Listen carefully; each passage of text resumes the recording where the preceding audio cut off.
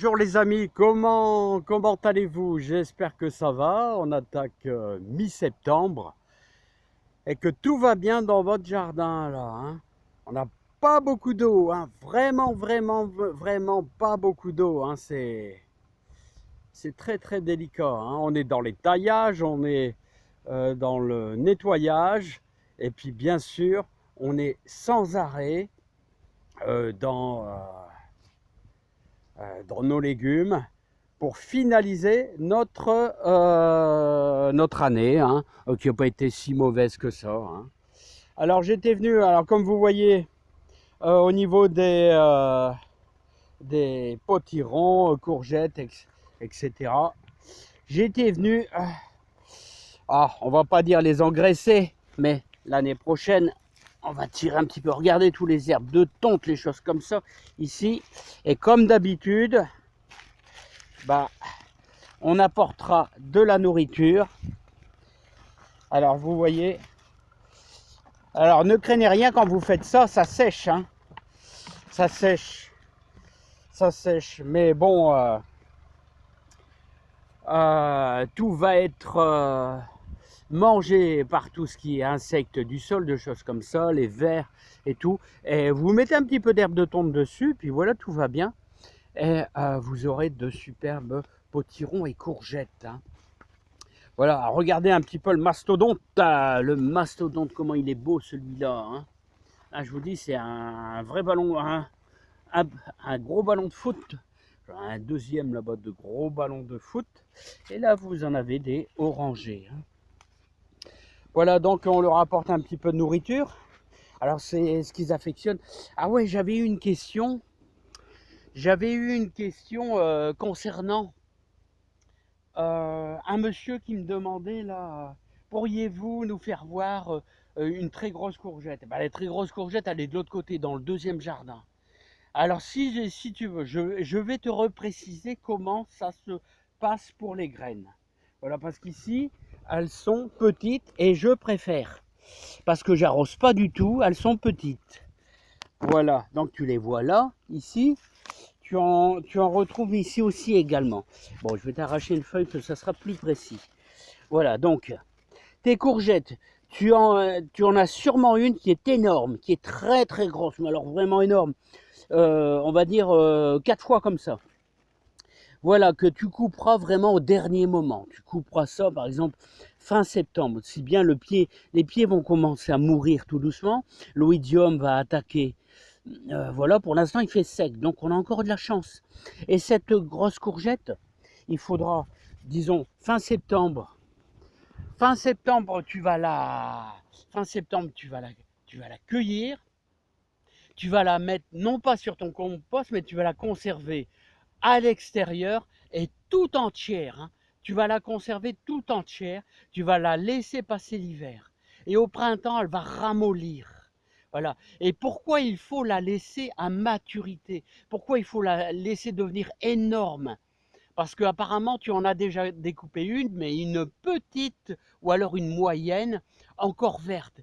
Il faut que les graines se fassent. Donc, c'est pour ça qu'on attend qu'elles soient vraiment très grosses, que les graines grossissent à l'intérieur. Et tranquillement, en laissant ta courgette à l'extérieur, à la pluie, au vent, aux tempêtes, etc., au mois de mars, elle va ramollir, elle va s'écraser tout doucement. Et là, tu prendras un couteau et tu couperas dans le sens de la longueur. Voilà, et tu l'ouvriras. Et là, tu prendras tes graines qui seront très grosses. Elles vont faire 1 centimètre et demi, elles vont faire au moins 2 centimètres, ou je dirais 2 centimètres. Voilà, que tu mettras à sécher. Et allez, une grosse semaine après, tu vas pouvoir, début avril, semer tes courgettes, fin mars, début avril. Attention au gelé, c'est très sensible au gelé, hein. Donc il faut faire gaffe, hein. Je dirais début avril, c'est bien, hein. Il n'y a pas besoin de se précipiter, hein. Alors voilà, hein. Donc pour ce qui est des courgettes. Bon, on va aller voir un petit peu la serre. Parce que on va clôturer notre petite vidéo qui concerne notre pied de tomate au fumier de vache. Alors les amis, on va reparler un petit peu de notre persil. Alors n'oubliez pas, quand on sème du persil, après le 8 septembre, il le montera moins vite. Alors n'oubliez pas, j'ai eu une question, quelqu'un qui me disait combien de temps on laisse notre toile de jute, notre petit morceau de coton, là, ou alors il y en a même qui mettent carrément un carton, vous découpez un cylindre en carton, ou alors vous carrément sur votre terre, vous mettez un vieux drap, quelque chose comme ça, vous laissez ça une dizaine de jours. C'est pour dire de garder l'humidité. Là, vous voyez, ça commence à sécher un petit peu. Alors, hop, vous voyez, tous les 3 jours, vous mettez un petit peu d'eau, hein. Voilà, tout simplement, hein. Voilà, il faut le regarder, il faut que ça soit bien humide. Voilà, là, bon, là on vient d'arroser, c'est normal.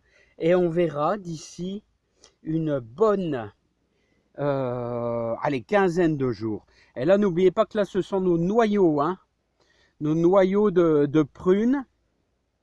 Voilà, donc allez, on va aller voir un petit peu nos, alors nos petits concombres, là, magnifiques, qui sont super bien là, hein. Mais bon, c'est un pied qui est arrivé tout seul, magnifique. Il nous fait presque plus de fleurs là, mais ça monte, ça monte.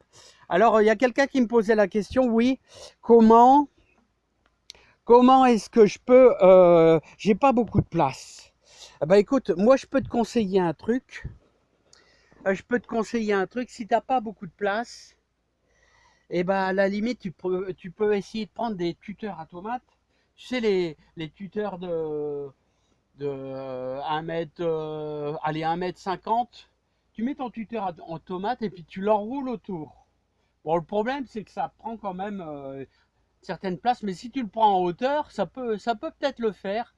Si tu as des gros piquets de 2 mètres, 2,50 m, tu l'accrocheras au fur et à mesure. Voilà ton concombre, hein. Et c'est un peu comme les courgettes, tu démarres ça euh, début avril, hein, ton semis début avril, mais fais gaffe au gelé, hein. C'est important, hein. Même mi-avril, c'est pas mal, hein, le temps que ça germe et tout, hein. Voilà, le concombre, hein. Parce que bon, n'oubliez pas que jusqu'au 15 mai, on risque quand même des gelées, hein. Voilà, nos haricots verts, là, tout va bien.